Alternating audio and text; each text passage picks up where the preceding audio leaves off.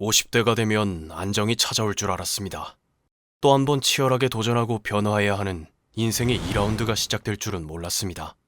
20년이나 회사에서 일을 했는데 회사를 나오니 막상 할 수 있는 일이 없습니다. 회사 밖에서는 어리숙한 중년에 불과했습니다. 회사에 다닐 때는 안정적으로 받던 월급이 사라지자 다른 사람의 돈을 버는 일이 얼마나 어려운지도 깨닫게 됐습니다. 무엇을 해야 할지 몰라 불안하고 막막한 50. 무언가를 시작하기엔 너무 늦은 것 같은 50. 50에는 순자의 말이 필요합니다. 순자는 2300년 전 공자의 학문을 이어받은 사상가로 전쟁의 소용돌이가 몰아치는 전국시대에 현실적인 시각으로 난세를 극복하려 했습니다. 당시 맹자는 인간이 선한 본성을 따른다면 못난 군주도 명군이 될 수 있다는 희망을 버리지 않았습니다. 하지만 순자는 전쟁통 속에서 성선설을 설파하는 것은 의미가 없다고 생각했습니다.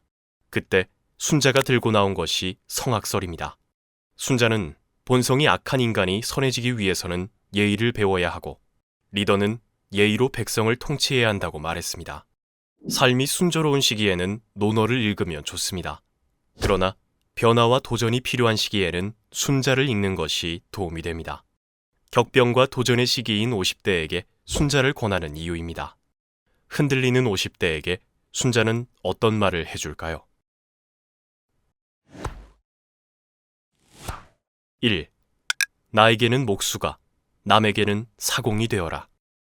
군자는 자기를 헤아리는 기준으로는 목수가 먹줄을 놓듯이 하고 남을 대하는 기준으로는 사공이 배를 젓듯이 한다. 이것을 일러 겸술이라고 한다. 먹줄은 나무나 돌을 반듯하게 자르기 위해 쓰는 줄을 말합니다. 먹줄을 튕기면 똑바른 직선이 그어집니다.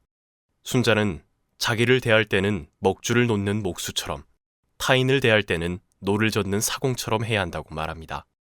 고든 기준과 굽은 기준을 모두 겸해야 너그럽게 포용하는 힘이 생기는데 그것이 순자가 말하는 겸술입니다. 특히 부부간의 겸술이 필요합니다. 자신에게는 먹줄로 그은 먹선처럼 똑바른 기준으로 대하고 배우자에게는 노를 젓는 사공처럼 부드럽게 포용한다면 부부 사이의 갈등은 훨씬 줄어들 것입니다. 나에게는 목수가, 타인에게는 사공이 되는 이치를 이해한다면 어느 누구와 만나도 갈등을 줄일 수 있습니다. 2. 배우는 일을 멈추지 않는다. 배우는 일은 멈추면 안 된다.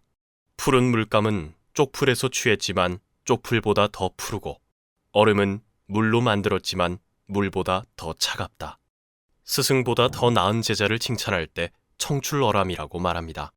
우리에게 익숙한 청출어람은 순자에서 나온 사자성어입니다.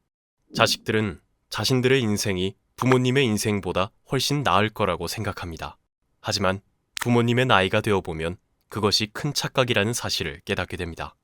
회사에서도 선배들보다 자신이 훨씬 낫다고 생각하지만 퇴직 후 혹독한 세상에 나와보면 그 역시 착각이었다는 것을 깨닫습니다. 꾸준히 배우고 익히는 과정이 없다면 청출어람은 그만큼 힘든 것입니다. 직장을 다니면서도 꾸준히 공부를 해야 하는 이유입니다. 직함은 부장이지만 깊은 영역까지는 몰라서 전문가 소리를 듣지 못하는 무늬만 부장이 적지 않습니다. 안정된 삶에 안주하여 공부의 필요성을 깨닫지 못하고 학습을 멀리한 결과입니다. 공부하지 않으면 퇴직 후에 그 대가를 치르게 됩니다. 내가 일하는 분야에 책 한 권을 쓸 수 있을 정도로 집중적인 공부를 해야 합니다. 그러면 그 결과는 확실히 다를 것입니다. 퇴직 후에도 마찬가지입니다. 인생 후반전을 준비하는 중년이라면 이제는 어떤 공부를 해야 할지 살펴야 합니다. 목표만 세우면 실행은 어렵지 않습니다.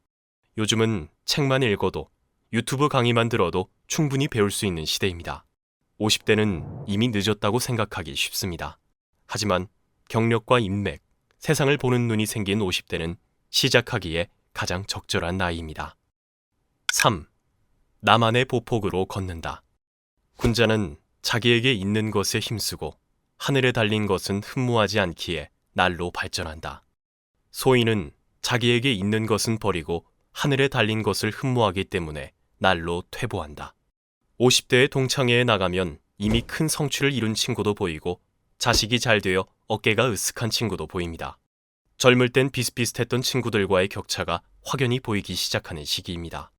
비교는 불행의 시작입니다. 다른 사람과 비교하기 시작하면 내가 그동안 일구어낸 행복은 바람처럼 사라집니다. 순자는 앞서가는 사람은 자기에게 있는 것에 집중하지만 뒤처지는 사람은 자기가 할 수 없는 것을 흠모한다고 말합니다. 순자는 오로지 자신에게 있는 것에 집중하라고 말합니다. 오늘의 나를 어제의 나와 비교하고 내일의 나는 오늘의 나와 비교하면 조급함이 사라지고 마음에 안정이 찾아옵니다. 오늘보다 더 발전해 있을 내일의 나를 생각하며 나만의 보폭으로 걸어갈 때 하루하루 만족하면서 살아갈 수 있습니다. 남은 반백을 어떻게 살아야 할지 고민하고 있다면, 더 멋지고 가치 있는 삶으로 변화하고 싶다면 지금은 순자를 읽어야 할 시간입니다. 새로운 삶을 시작하기 위한 철학 수업 50에 읽는 순자. 이 콘텐츠가 도움이 되었다면 구독과 좋아요를 눌러주세요.